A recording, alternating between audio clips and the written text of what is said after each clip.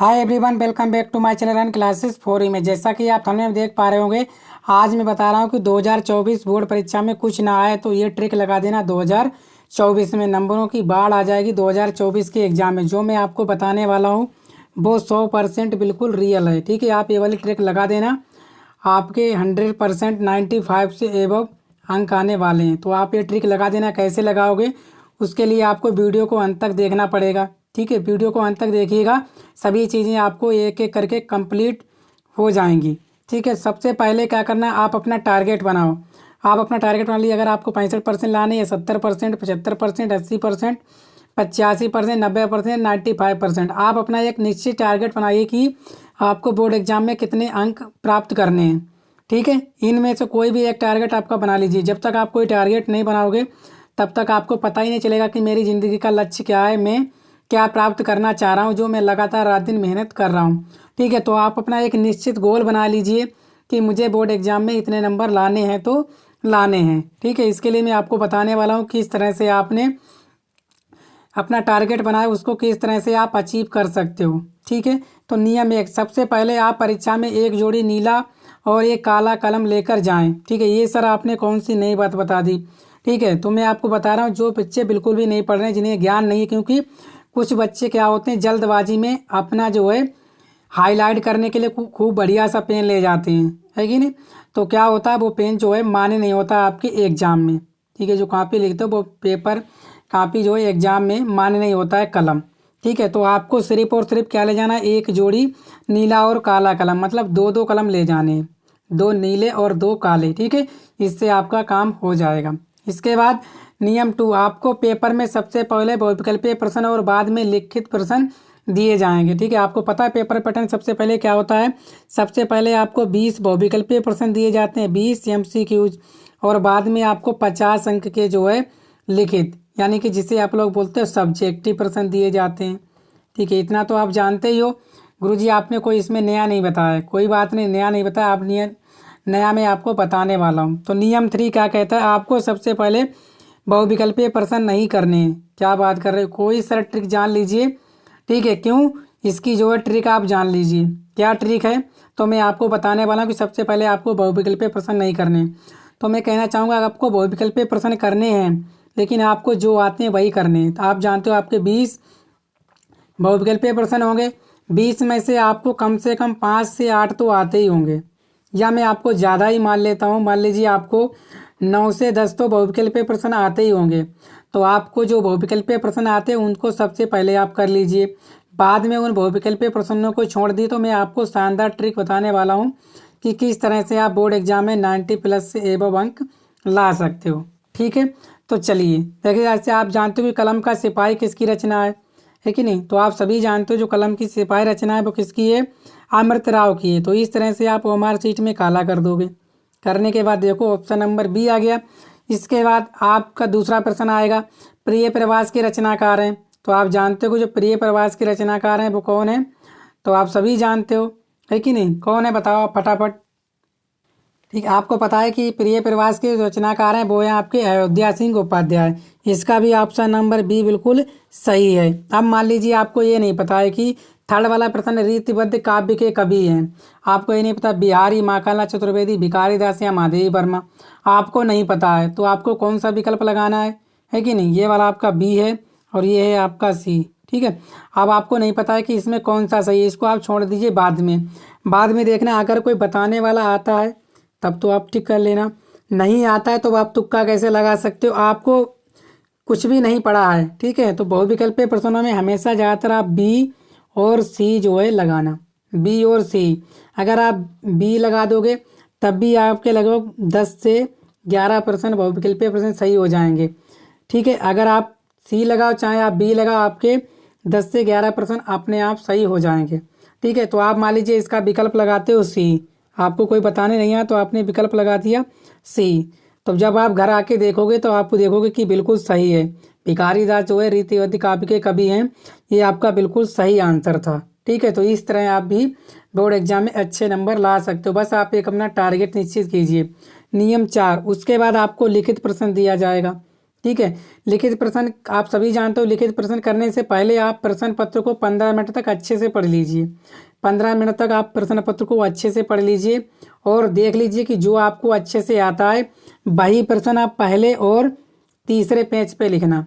ठीक है, उस पेज पर आप कोई भी काट पीट ना करें। ठीक है, जिससे क्या होगा, आपका एग्जामिनर देखा कि क्या भी आपने अच्छे से लिखा है और सब बढ़िया और साफ सुंदर लिखा होना होगा, तो एग्जामिनर समझ जाएगा कि आप जो है पढ़ने लिखने में ठीक हो, अच्छे हो। ठीक है, तो यही बोला गया है कि आपको कॉपी के पहले तीसरे पेज पर बिल्कुल भी ओवर राइटिंग नहीं करनी है, यानी कि ज़्यादातर नहीं लिखना है। आप जानते हो कि अगर आपका 4 नंबर का क्वेश्चन है, आप 2 पेज लिख दो, आप 1.5 पेज लिख दो, 1 पेज लिख दो, क्या नंबर आपको 4 से ज़्यादा मिलेंगे? नहीं मिलेंगे ना। तो उसकी भी कंडीशन है कि 4 नंबर वाले प्रश्न के लिए कितना लिखना चाहिए और 6 नंबर वाले प्रश्न के लिए कितना लिखना चाहिए। ठीक है, वो आगे आपको मैं बताने वाला हूँ। पहले तीसरे पेज पर वही पॉइंट बनाकर लिखें जो प्रश्न आपको अच्छे से आता है। जितना हो सके आप उतना साफ सुंदर और अच्छा लिखें, जिससे परीक्षक को ये लगे कि आपको सब कुछ आता है। ठीक है, तो पहले और तीसरे पेज पर आप ओवर राइटिंग नहीं करें, बिल्कुल साफ और स्वच्छ सुंदर लिखें और जो प्रश्न आता हो वही लिखें, जिससे एग्जामिनर को लगे वास्तव में आपको सब कुछ आता है। ठीक है, और काट पीट तो आप बिल्कुल भी ना करें। अगर आप काट पीट करोगे तो आपको जो है वहाँ पे गंदा लगेगा। जब एग्जाम्पल को गंदा लगेगा तो पूरा प्रश्न वो काट देगा, तो आपको एक भी नंबर नहीं मिलेगा। तो बिल्कुल आप पहले और तीसरे पेज पर हमेशा साफ सुंदर और स्वच्छ ही लिखें। ठीक है, जिससे एग्जामिनर को ये ना लगे कि आपको कुछ नहीं आता। ठीक है, इसके बाद आपका जो नियम नंबर 5 क्या कहता है वो देख लीजिए। कॉपी में आप गाना, गाली, कसम, अपशब्द ना लिखें, इससे परीक्षक गुस्से में आपको 1 नंबर नहीं देगा। ठीक है, कॉपी में आप गाना, गाली, कसम, अपशब्द ना लिखें। अगर आपको प्रश्न नहीं आता है तो आप गलत भी लिख दोगे, तब भी आपको एग्जामिनर अच्छे से नंबर दे देगा। नियम 6, कॉपी खाली जमा नहीं करनी है, सभी प्रश्नों के जवाब देना है, कोई भी प्रश्न छोड़ के नहीं आना है। ठीक है, अगर आप प्रश्न कोई छोड़ दोगे तो वो एग्जामिनर नंबर आपको किसी भी आप पे देगा, भले ही आपको कुछ भी आता है, 1 पॉइंट आता है तो वो भी आपको करके आना है। ठीक है, तब भी आपको 1 से 2 नंबर आराम से मिल जाएगा। ठीक है, कुछ तो मिलेगा ना। आप छोड़ के आने से बेहतर है कि आपको पर सभी प्रश्नों को हल करना है। इसके बाद जैसे आपका प्रश्न है कि विद्युत विभवांतर किसे कहते हैं, इसका मात्रक लिखिए। तो आप नहीं जानते हो कि विद्युत विभवांतर किसे कहते हैं, लेकिन आपको पता होगा जो विद्युत है और क्या विभवांतर। कभी कभी आपने पढ़ा भी को क्या बोलते हैं, इसे विभवांतर को क्या बोलते हैं, आप वोल्टेज भी कह देते हो, बोलोगे जी सर। ठीक है, यानी कि जो बैटरी द्वारा लगाया गया होता है वही क्या कहलाता है, आपका विभवांतर।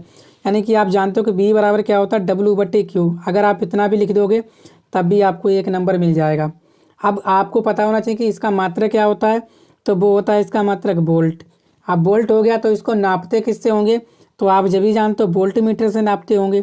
तो इस तरह से आप पॉइंटिंग बनाकर लिख दोगे, तब भी अगर ये 4 अंक का प्रश्न है तब भी आपको 3 नंबर आसानी से एग्जामिनर दे देगा। फर्स्ट आप सभी जानते हो जो कॉपी चेक करने वाला होता है वो स्टेप मार्किंग पर नंबर देता है, चाहे आप सही लिखो हो या गलत, कॉपी में स्टेप से लिखा होना चाहिए। ठीक है, कैसे कि नियम 8, अगर आपको कोई प्रश्न नहीं आता तो क्या करें, तो आपको उस प्रश्न को कॉपी में कैसे लिखना है। ठीक है, अगर आपको कोई प्रश्न नहीं आता है तो क्या करें, तो आपको उस प्रश्न को कॉपी में कैसे लिखना है। ठीक है, तो कैसे लिखना है, जैसे आपको प्रश्न है मानव पाचन तंत्र का सचित्र वर्णन कीजिए। ठीक है, पाचन तंत्र का सचित्र वर्णन कीजिए, यानी चित्र सहित वर्णन कीजिए। आप पता है आपको नहीं आता है, सबसे पहले आप महत्वपूर्ण बिंदु किसके बारे में, पाचन के बारे में बोला गया है।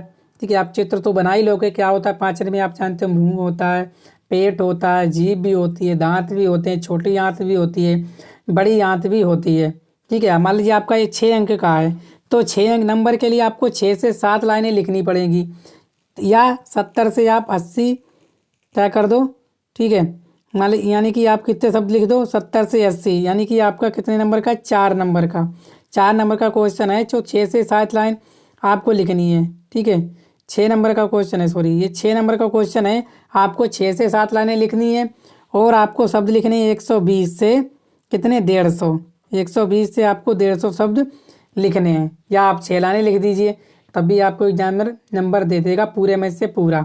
ठीक है, अगर आपका 4 नंबर का क्वेश्चन है तो 4-5 लाइनें आपको लिखनी पड़ेंगी, कितनी, 4-5 लाइनें लिखनी पड़ेंगी, 80। ठीक है, 60 से 80 शब्द भी आपको लिखने पड़ेंगे, तब आपको एग्जामिनर 4 में से 4 नंबर देगा। जैसे आप मानव पाचन तंत्र है, पाचन तंत्र में क्या होता है, सबसे पहले आपका मुंह आता है। ठीक है, आप जो खाना लेते हो वो कहाँ जाता है, आप सबसे पहले आप मुंह में रखते हो, उसके बाद कौन चबाता है, दांत। दांत क्या करते हैं, दांत भी आपके 4 प्रकार के होते हैं, इतना आप जानते हो, है कि नहीं। तो वो चीज़ें लिख देना। इसके बाद फिर कहाँ जाता है, ऐसे करके आप चित्र बनाओगे। ठीक है, देख रहे हो चित्र, इस तरह से आपका ये चित्र बनेगा और सारी चीज़ें इसमें लिखी हुई हैं वही सब लिख देना।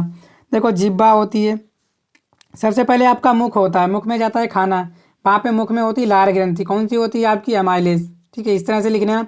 ठीक है, उसके बाद क्या होता है, दांत। दांत क्या करते हैं, भोजन को चबा देते हैं, 4 प्रकार के दांत होते हैं, इतना लिख देना।